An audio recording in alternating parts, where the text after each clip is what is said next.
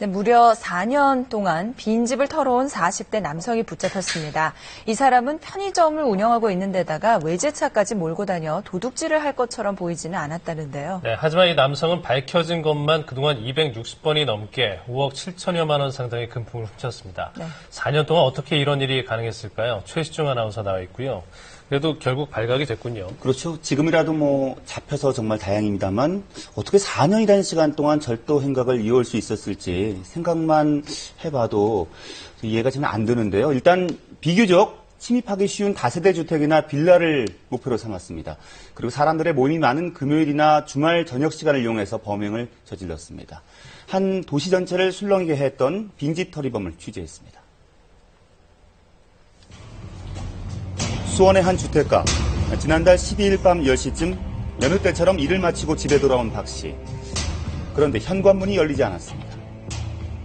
문이 이렇게 안 열리니까 한옥씨가 고장난 걸로 생각을 했어요. 그러다 보니까 방범만 해서 방범방 다 깔려서 전부 몰랑 다 뒤져놨더라고요. 집 안은 그야말로 난장판이었던 상황.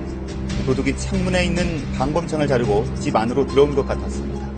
하얀 새로 찾아다 놓은 거, 팔찌, 아들 목걸이, 아들 가지지, 그렇게 하고 작은 통을 깨서 가져가는데 500원짜리 한 장을 바르고 갔더라고요. 3년. 돈이 될 법한 건 모두 가져갔다는 도둑.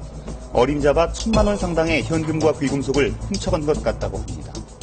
내가 이렇게 경제적으로 여유가 있는 사람도 아니고, 그러니까 정말 어떻게 말할 수가 없고, 어떻게 정말.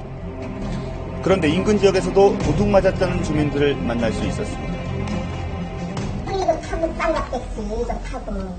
이거 가스 보고 이거 가스 이거 보고 잘랐을 것이 따지지 않나, 그 따라갔지 않나.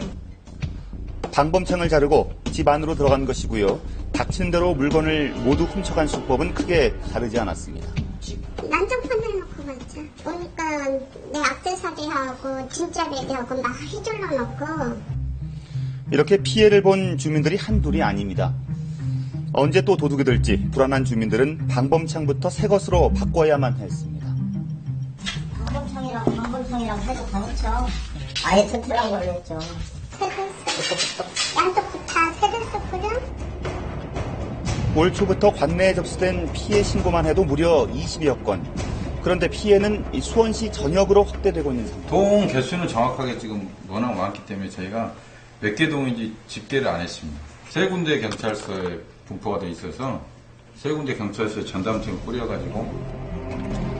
경찰은 빈집에서 피해가 발생했다는 점에 착안하고 먼저 현장에 설치된 CCTV 200개를 확보합니다.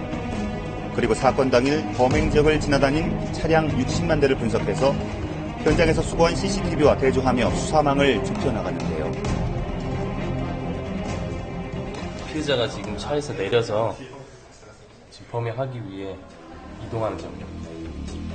범행 추정 시각, 범행 현장 주변에 어김없이 세워져 있던 흰색 고급 외제차가 CCTV에 포착됩니다. 그리고 한 남성이 차에서 내려 어디론가 가는 모습이 찍힌 건데요. 경찰은 차량 소유주를 용의자로 지목하고 49살 이모 씨를 절도 혐의로 체포합니다. 이 씨 집안 곳곳에선 숨겨놨던 귀금속과 현금 등이 발견됐습니다. 냉장고 안에 김치가 들어있는 국물 밑에 그 비닐로 싸가지고 시계하고 현금하고 급하게 감췄나 봐요. 고급 시계, 목걸이, 현금 등 이 씨가 훔친 물건은 무려 200가지가 넘습니다. 최소 금액은 저금통 하나 훔친 것부터 최대 금액이 1,700만 원 이상 되는 것까지 귀금속 포함해서 그 정도 파악되고 있습니다. 지난 4년간 수원시 주택가를 돌며 금품을 훔친 빈집 털이범. 현장에 남긴 족적이 이 씨의 신발과 일치했습니다. 이 씨는 지금까지 200여 차례에 걸쳐 5억 7천여만 원 상당의 금품을 훔친 것으로 드러났습니다. 피해자가 현재까지 그 진술한 부분이 266건인데 수원 시내 일대에 발생한 것으로 봤을 때 훨씬 더 많을 것으로 추정은 됩니다. 네, 그런데 더 놀라운 것은 이 씨의 이중 생활이었습니다. 고급 외제차를 몰고 다니면서 도둑질을 한 이 씨. 편의점도 운영하고 있었습니다. 그래서 주변에서는 이 씨가 한 도시 전체를 들썩이게 한 절도범일 거라고는 전혀 생각하지 못했다고 합니다. 고급 외제차를 타고 주택가를 돌아다니며 간 큰 절도 행각을 벌인 이 씨. 그런데 이 씨는 편의점을 운영하는 사장이었습니다. 운영하는 평범한 사장이고 외제차를 운영하고 다녔기 때문에 외관상으로는 전혀 범인이라든가 절도를 할 사람 같지 않게 보였을 겁니다. 직원들 월급 한 번도 밀리지 않고 잘 챙겨줬던 이 씨였습니다. 그런데 올 초에 이 씨가 외제차를 구입하면서 사정은 더 어려워졌습니다. 내가 올 초에 구입을 했습니다. 1억 2천인가 정도 샀어요. 이것도 거기서 먼저 전역을 해준다고 하니까. 게다가 작년부터 편의점 매출도 줄어든 상황. 형편이 갈수록 어려워지자 이 씨는 올 초부터 더욱 대담한 범행을 저질렀다고 경찰에 진술한 것으로 알려지고 있습니다. 자, 그런데 이 씨가 이렇게 간단한 수법으로 4년간 들키지 않고 어떻게 물건을 훔쳤을까요? 범행에 앞서 이 씨는 치밀하게 준비를 했습니다. 침입이 용이한 다세대 주택이나 빌라가 많은 곳이 범행에 유리하다고 판단한 이 씨. 미리 불이 꺼져 있는 집이 어디고 CCTV는 없는지 범행 자수를 물색했습니다. 그리고 본격 작전은 다음 날 미리 봐둔 범행 장소에서 멀찍이 떨어진 곳에 차를 세워두고 실행에 옮겼는데요. 범행 현장을 빠져나갈 때도 이 씨는 용의주도 했습니다. 경찰의 추적을 피하기 위해 일부러 차에서 30분간 있다가 출발을 했다는 겁니다.